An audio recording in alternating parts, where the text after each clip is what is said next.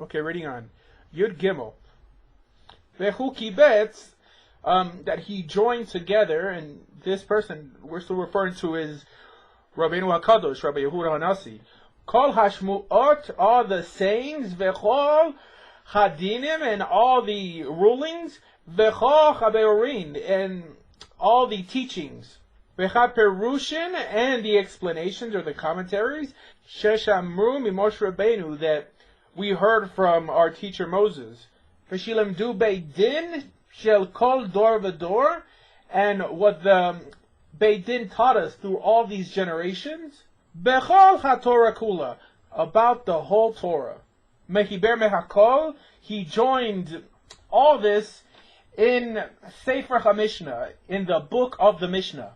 Veshinu Barabim, and this he repeated to the masses. V'nigla Lechol Yisrael, and he revealed it to Israel. Uktavuchu Kulam, who all wrote it down also. Veritzu Bechol Makom, and they spread it all over the place. Kedei shelo tishtakach, in order that it shouldn't be forgotten. Torah Shebal Peh MiYisrael, the oral law from Israel. Velama asa Rabbeinu HaKadosh kach, for what purpose did Rabbeinu HaKadosh do this for? Velo chaniach hadavar kemo shechaya, and not leave it how it was. Lipi sherash talmidim, that Rabbeinu HaKadosh, by seeing that the students mitmatim vecholchin, were on a path of shrinking, v'hatzarot mitchadshot uvaot, and that problems were arising and they were coming, umamlechet harisha, and an evil kingdom, poshetet be'olam, was spreading all through the world, umit geberet, and was very powerful. V'Yisrael mit gadgalin, and Israel was being spread, v'cholchin laksaot, and wandering to the edges of the world. Hiber hibur echad liyot beyad kulam, and he, Rabbeinu HaKadosh, he composed it all into one, liyot beyad kulam, to hand it to everyone. Kadei shelo tishtakach, in order that it should not be forgotten. Torah Shebal Peh MiYisrael, the oral law from Israel. Kadei sheyilmeduchu b'mhera velo yishakach, in order that it should be studied quickly and not forgotten. V'yashav kol yamav, in all the days of his life, hu ve'dino, he and his court, v'limed chamishna barabim, they taught this Mishnah to everyone. And friends, it really makes you wonder, what was the Rambam thinking when he was writing this, when he was retelling this narrative? And why do I ask? Because, friends, I'm sure that the Rambam himself felt that his great work, the one that we're reading from now, is actually the completion of Rabbi Yehuda HaNasi's vision. In other words, through the Mishneh Torah, the mission was completed. It was accomplished. The rulings of the Beit Din HaGadol were preserved in an understandable, practical form, which is the main reason that the Rambam is so highly praised nowadays, not only because of his genius, but because he was the only individual who ever codified all of the rulings of the great Sanhedrin in 14 volumes. Okay? Reading on. Okay, Tet Vav. Ve'eluchem gadolei chachamim, and these were the great wise men. Shechayu bevei dino shel Rabbeinu HaKadosh ve'kiblu mimenu, that were in Rabbeinu HaKadosh's Beit Din and received it from him. And again, we're talking about here the oral tradition. Shimon ben Gamliel banav, Shimon the son of Gamliel, his sons, Rabbi Afas, Rabbi Hananiah ben Chama, Rabbi Hiya berav, and Rabbi Hiya and Rav, Rabbi Yanai, Uvar Kapora and Bar Kapora, Ushmuel and Samuel, Rabbi Yochanan, Rabbi Hoshaya, Eluhem Hagdolim shekiblu mimenu, and these are the great ones that received it from him. Ve'imachem alafim urvavot mishar chachamim, along with many thousands of other wise men that received it from him. From him, meaning Rabbeinu HaKadosh, Rabbi Yehuda HaNasi. And this, my friends, alludes to the care that was taken to make sure that what was being preserved was derived from an authoritative source. I mean, what other belief system has taken the time or paid so much attention to detail? But still, friends, even today, most individuals, including many ethnic Jews, still have the audacity to write out the whole work with one statement, that the rabbis just made it up. Okay, reading on. Tet Zion. אף על פי מי שאלו, האחד עשר קיבלו מרבנו הקדוש ויעמדו במדרשו. Even though these 11 sages received the tradition from Rabbeinu HaKadosh himself and attended his study classes, Rabbi Yochanan Katan Chaya. Rabbi Yochanan, he was the smaller one. Ve'achar kach Talmid Chaya le Rabbi Yanai. And after this, he became the student of Rabbi Yanai. Ve'kibel mimenu Torah, and received Torah from him. Ve'chen Rab kibel me Rabbi Yanai, and also Rab received it from Rabbi Yanai. Ushmuel kibel me Rabbi Hananya ben Chama, and Samuel received it from Rabbi Hananya ben Chama. And friends, there's a misconception that I have to clear up. Many people think that the oral tradition that was compiled by Rabbi Yehuda Hanassi was oral till it was put down on paper or compiled in the Mishnah. Actually, this was not so. In every generation, my friends, the students of the sages took notes, and within that body of notes is how Rabbi Yehuda Hanassi created or compiled the Mishnah. And I think it's going to mention this soon also. Anyways, reading on. Rav Chiber Sifra v'Sifrei. And Rav, he composed the Sifra and the Sifri. Leva er ulcholdia ikrecha Mishnah, to explain and to let us know the sources for the Mishnah.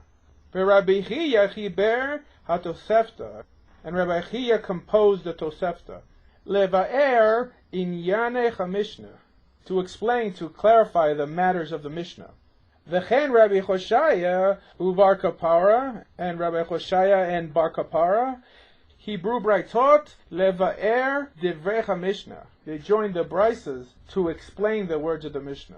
Rabbi Yochanan chiber haTalmud haYerushalmi, and Rabbi Yochanan, he composed the Jerusalem Talmud, the Eretz Israel, in the land of Israel, achar Churban Chabayit, after the destruction of the temple, bekarov mishlosh me'ot shana, approximately 300 years after. And friends, this really explains an area that people skip. People think that all of practical halacha is only contained within the Talmud Babli alone. Well, friends, the truth is that the Babylonian Talmud didn't cover all of the 6 orders or sections of the Mishnah. And here we see him mentioning the other works that did, the Sifra, the Sifri, and even the Talmud Yerushalmi and more, that for some reason everyone skips today when trying to understand halacha. And this is one of the main reasons that the Yad HaChazaka is head and shoulders above the other codifications. Apart from being the only complete codification, it's derived, compiled, and codified practical halacha from all the valid sources, which also tells us that he, the Rambam, was familiar with the full body of halacha. And the reason this is important, friends, and the reason this, if anything, is the main reason that the later codifications like the Shulchan Aruch are and will always remain inferior, is because many, many times you really can't truly understand a halachic ruling without first being familiar with all of halacha. Because many times, for example, we find statements in Hilchot Shchita that sheds light on something in Hilchot Shabbat, and this is actually one of the main reasons that many rabbis state nowadays that the Rambam sometimes makes up halachot out of thin air. Why? Because they don't learn the other sources of Jewish law, so are ignorant in the fact. Okay? Reading on. Okay, Yud Chet.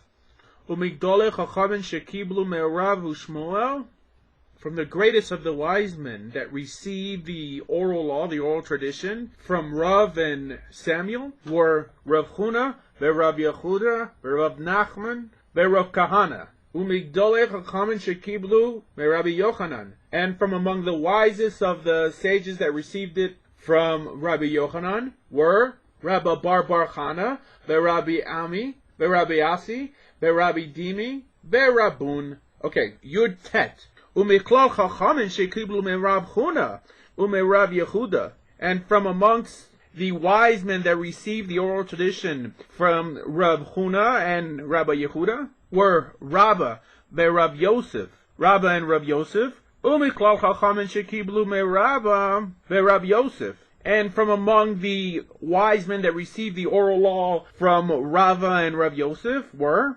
Abaye ve'Rava. They were Abaye and Rava. Ushnehem kiblu gam me'Rav Nachman, and the both of them received the tradition also from Rav Nachman. Umichlal chachamim shekiblu me'Rava And from among those wise men, they received the tradition from Rava, Rav Ashi, Ravina, were Rav Ashi and Ravina.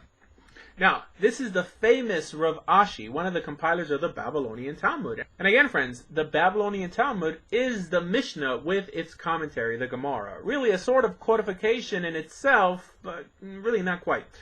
Okay, reading on. Umar bar Rav Ashi, and Mar, the son of Ashi, Kibel Ma'aviv, Rav Ashi, he received it from his father, Rav Ashi, Ume Ravina, and Ravina.